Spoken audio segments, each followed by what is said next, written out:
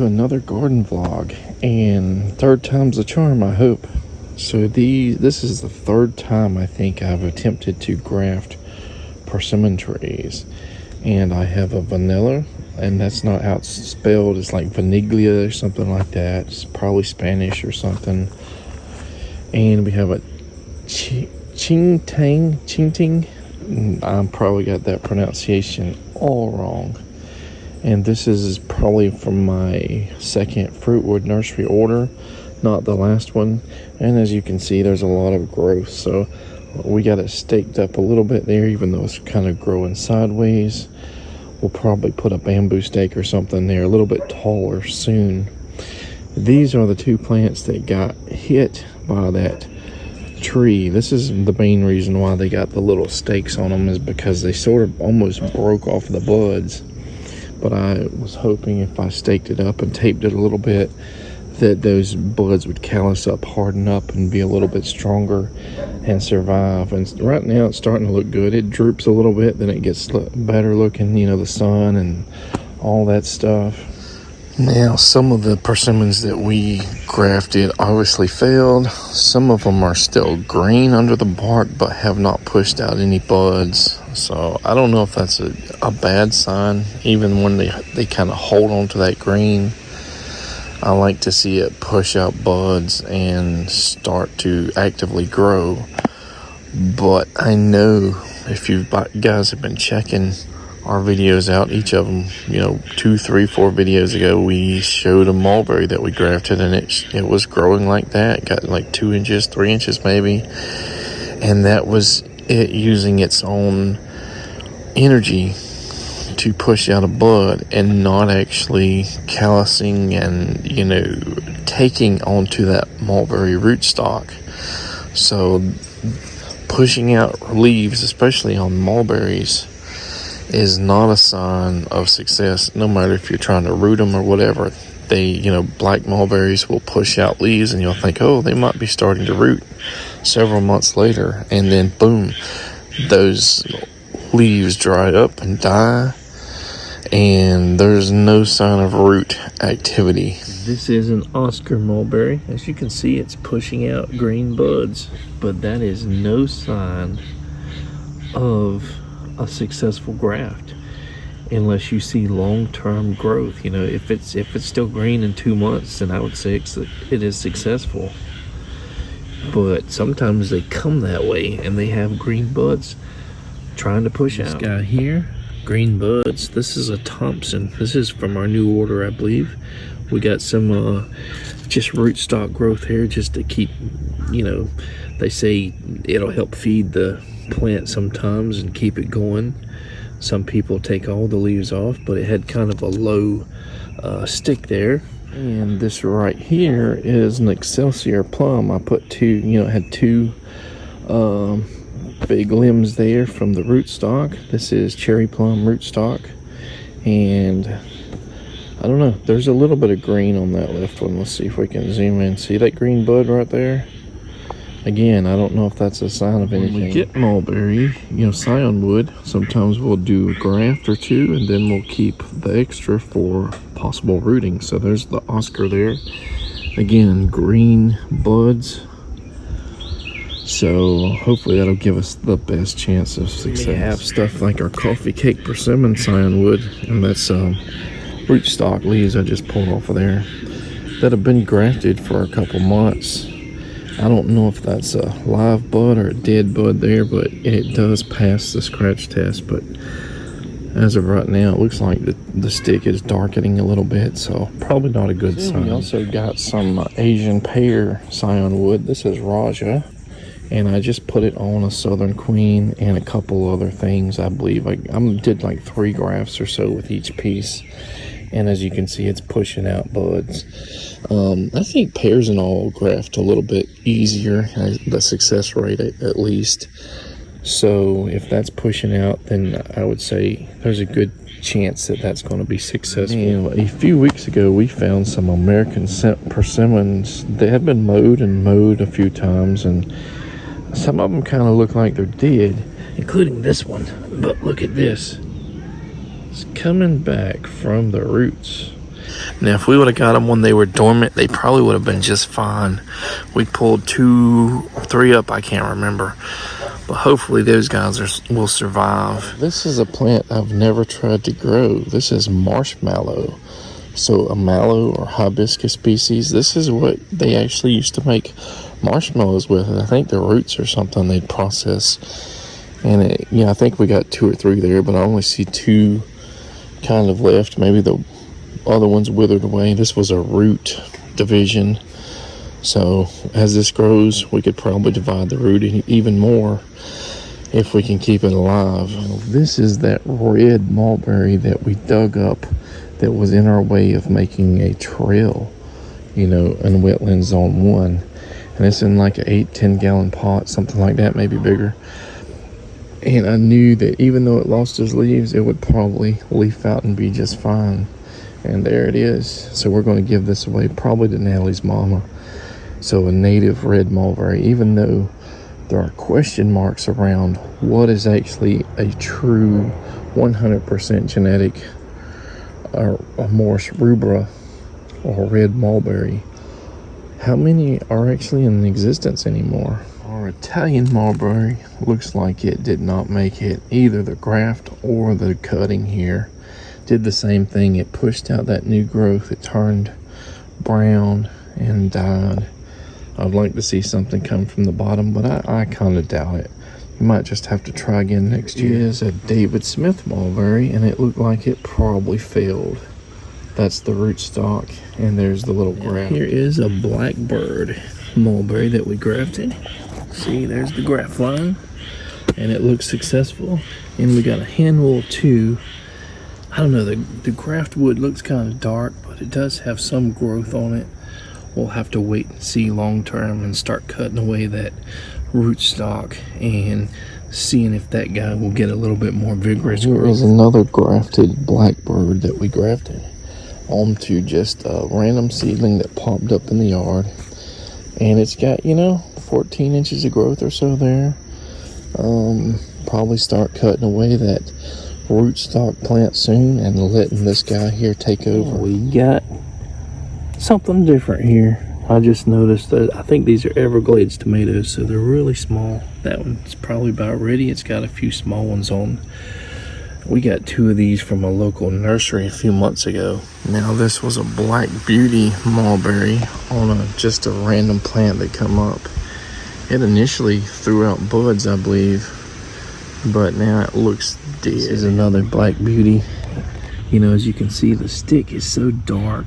There's a little green left on that bud, but I don't have too much hope for it. We recently did a low Thompson graft here on this little native one here that came up, and no sign of life yet. This guy here is a 4 seasons.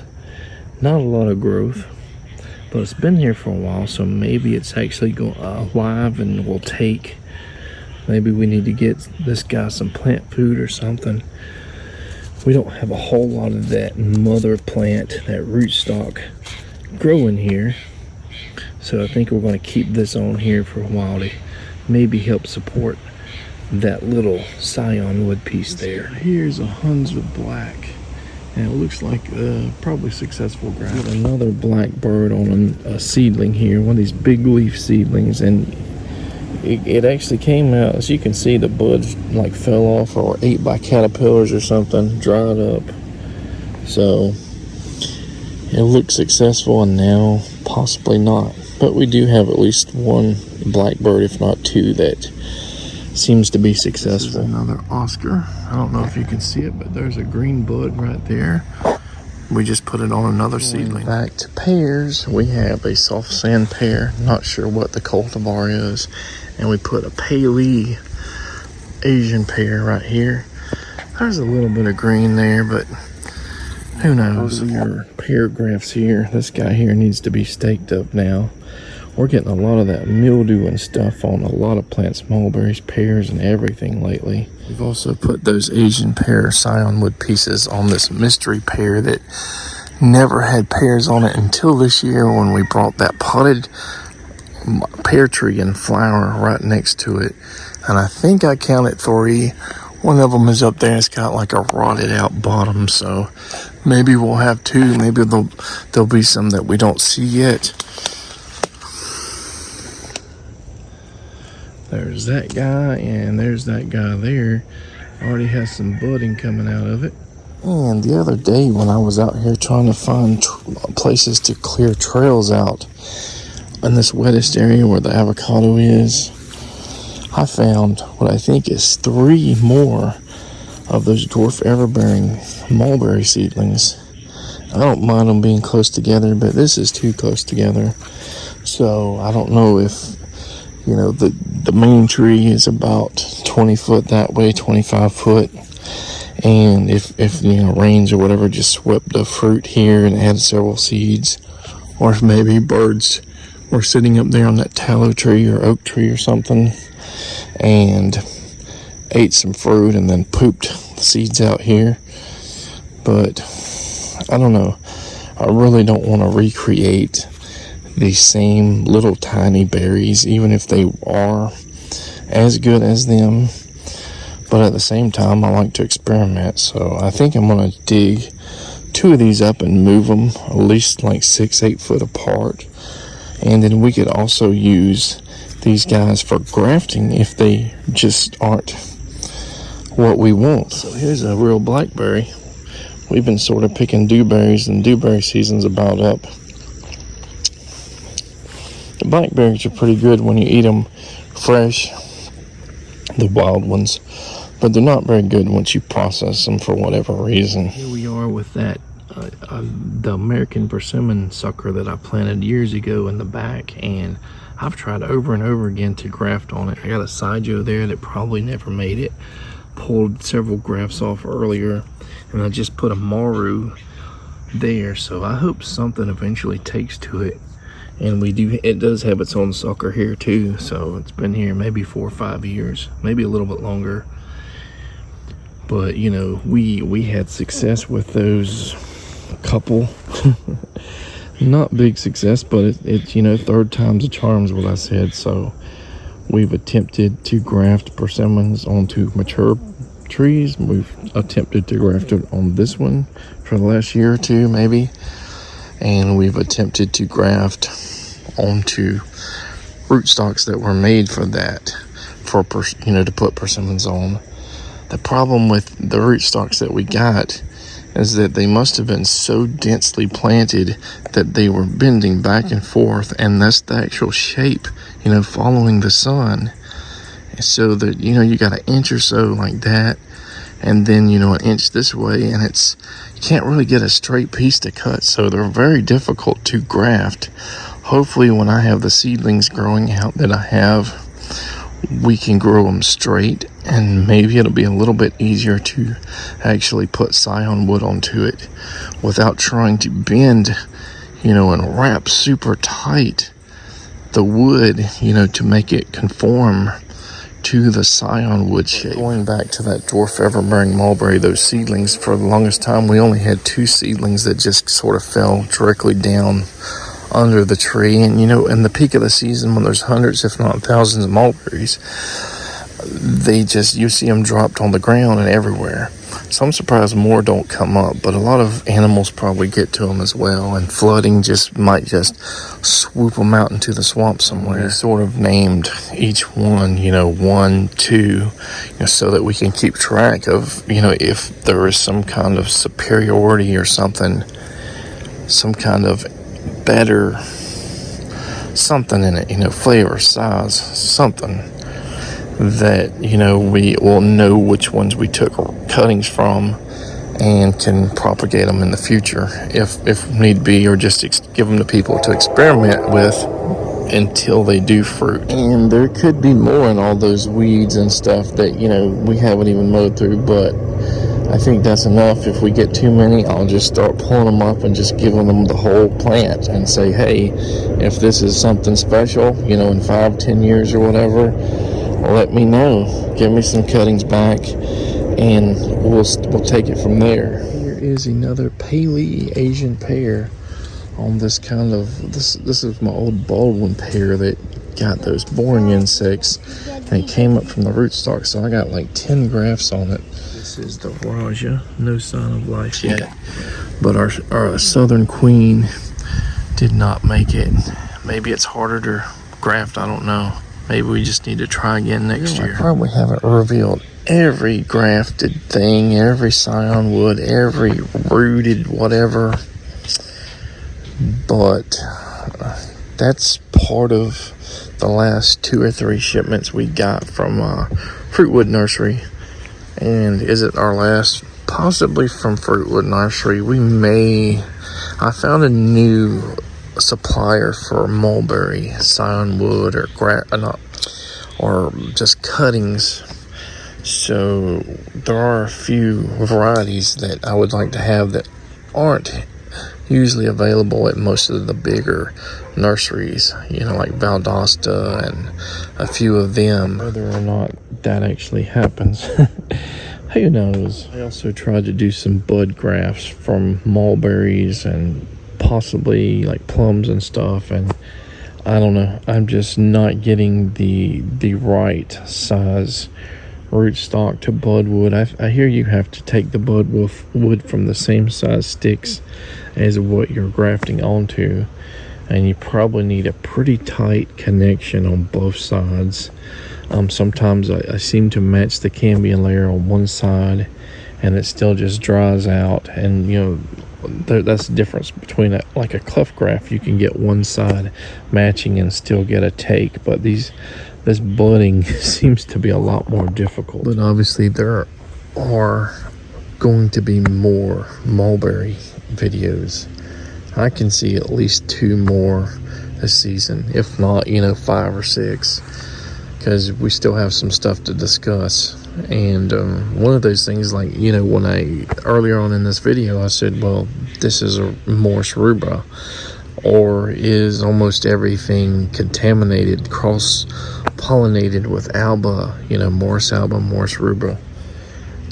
So when you look at white mulberries, are they actually true white mulberries? When you look at red ones, are they true red ones?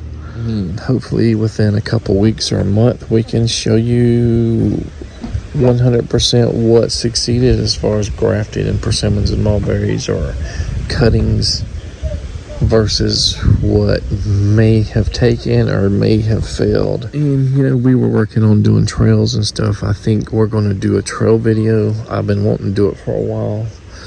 I've just kind of going through wetland zone 1 and a few other areas.